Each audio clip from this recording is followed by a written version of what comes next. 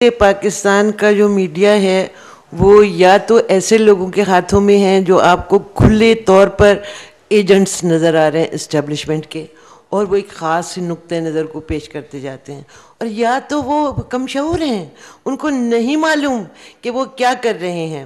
تو اس لیے پاکستان کا میڈیا ایک بہت ہی منفرد قسم کا ہے، جہاں پہ سو کالڈ آزادی دے دی گئی ہے۔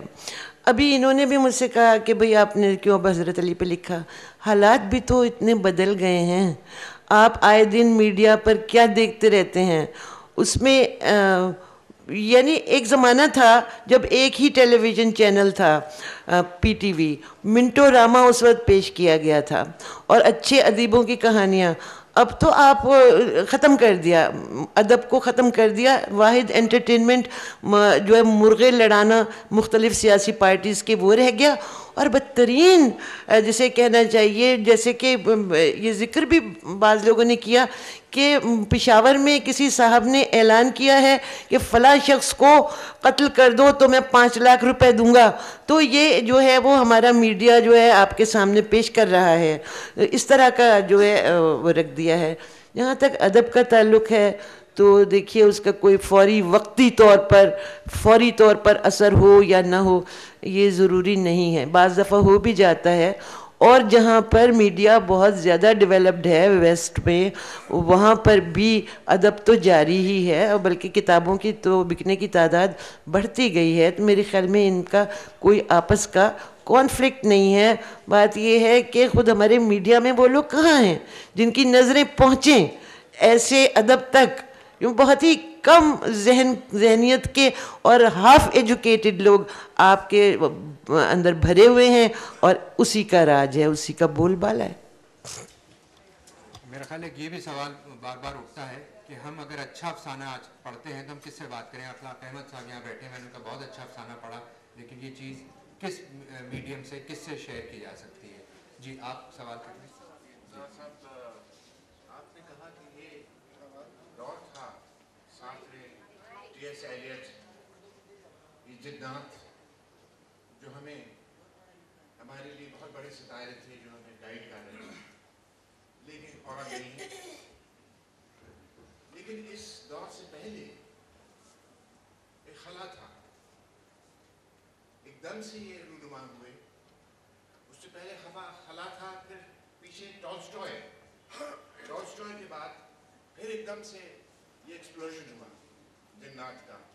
تو کیا آپ سمجھتے ہیں کہ اب یہ ایک ڈرائی پیریڈ جا رہا ہے، اس میں پھر اس کے بعد پھر جنات کا ایکسپلوژن ہوگا؟ لوگ تو لکھتے رہیں گے جب تک کہ ایک دم سے کوئی اتنا بڑا ایکسپلوژن نہ ہو۔ نہیں، آپ نے صحیح فرمایا۔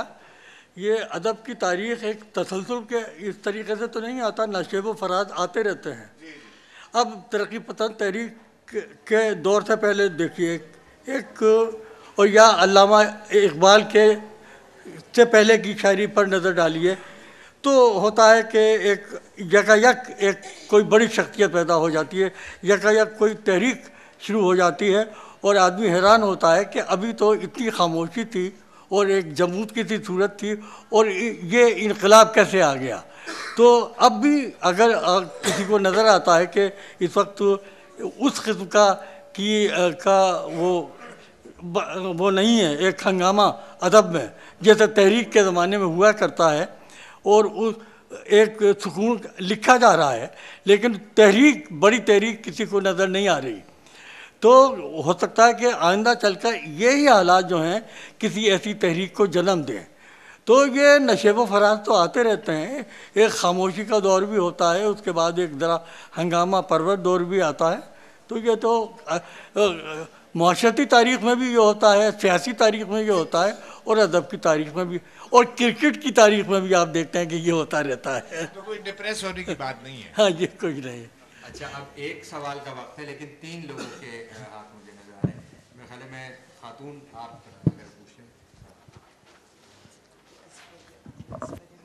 جو نئی آوازیں آ رہی ہیں آج کل ہمارے سامنے، آپ کا خیال ہے یہ او لیول تعلیم کے بعد بہت سے لوگ جو ہیں جن کو تقریباً اس جنریشن میں آپ ایکسپیکٹ کرتے تھے کہ وہ اردو کے رائٹرز بنیں گے، تو کس طرف وہ انگریزی کی طرف چلے گئے ہیں. بہت سارے ہمارے لوگ نئے آ رہے ہیں جو پاکستان میں ہی انہوں نے پرورش پائی ہے کہ انگریزی کی طرف جا رہے ہیں. اردو ادب پہ کیسا اثر پڑے گا اس طرح کی کلاس ڈیوائڈ بھی ہو رہی ہے کہ کون اردو کی طرف جا رہا ہے کون انگریزی کی طرف جا رہا ہے؟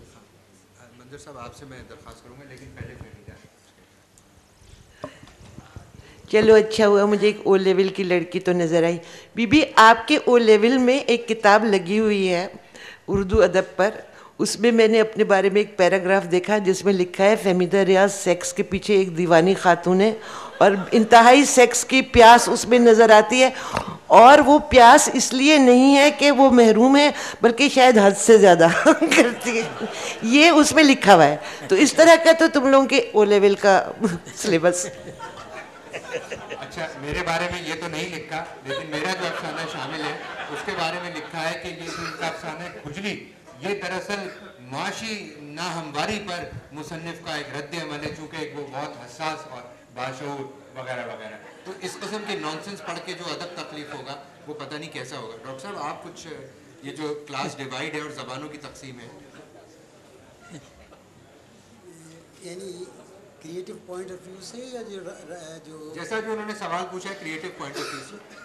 لیکن میرا خیال یہ ہے کہ ہم اس چیز کو بھول جاتے ہیں کہ ادیب جو خود پروڈیوس کر رہے ہیں اور ہر دور میں کرتے رہے ہیں تو ان میں بڑا گروپ اور ان کی تحریر باقی رہتی ہے. وہ ہیں جو معاشرے سے متاثر ہوتے ہیں, معاشرے میں سبھی آ جاتے ہیں, غریب امیر, جنگیں بھی آ جاتی ہیں, اس میں جانور بھی آ جاتے ہیں, ہمارے کھیت بھی آ جاتے ہیں.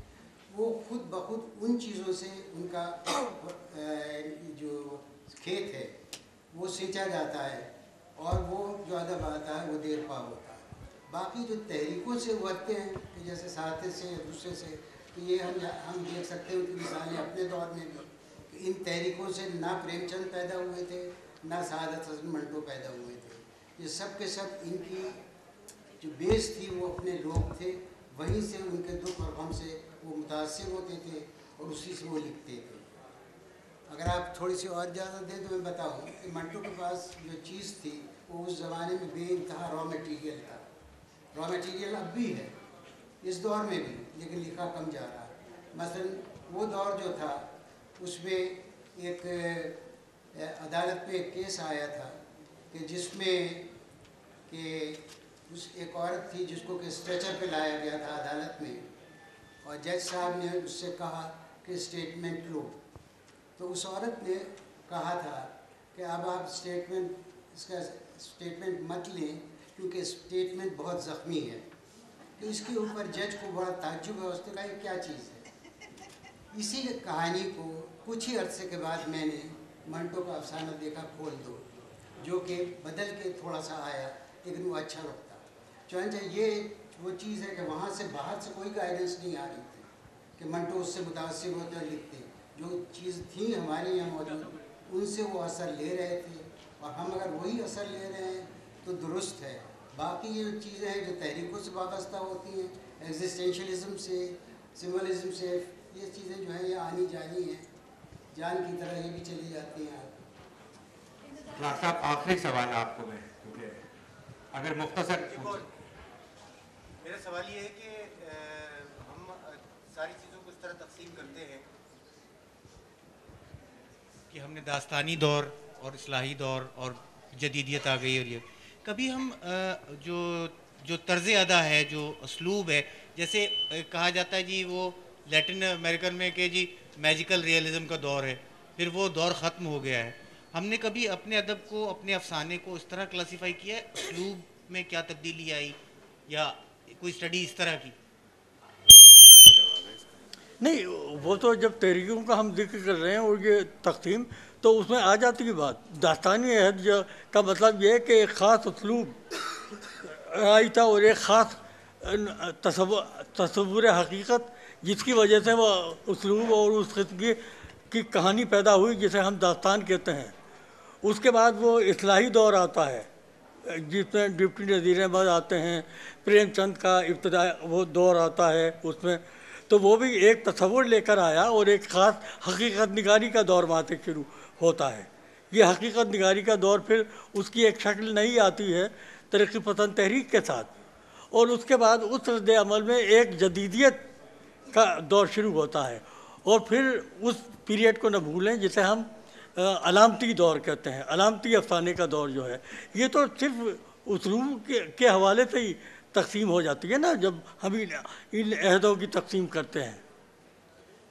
سوال تو بہت سارے نکلتے ہیں، باتیں بھی بہت سی کی جا سکتی ہیں، لیکن آج جو سوال ہم نے چھیڑے ہیں ان میں سے بہت ساری چیزیں جو سیشن فہمیدہ کے ساتھ ہوگا، ڈاکٹر حسن منظر جس سیشن میں بات کریں گے، انتظار صاحب کے ساتھ ایک پورا پروگرام ہے، اس میں مجھے امید یہ ہے کہ آج جو سوال اٹھائے گئے ہیں ان تمام سوالوں پر دوبارہ بات ہوگی۔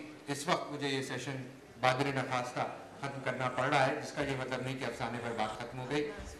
سوری نہیں، اپنی سوال کسی اور سے پوچھ سکتا، کافی صاحب بھی پوچھ رہے ہیں۔ میں آپ سب کا بہت ممنون اور شکر گزار ہوں۔ اب پروگرام میں ایک وقفہ ہوگا اور اس کے بعد کھانے کے بعد دوبارہ سیشن جاری ہوگا۔ آپ سب کی آمد کا اور توجہ سے سننے کا بہت شکریہ۔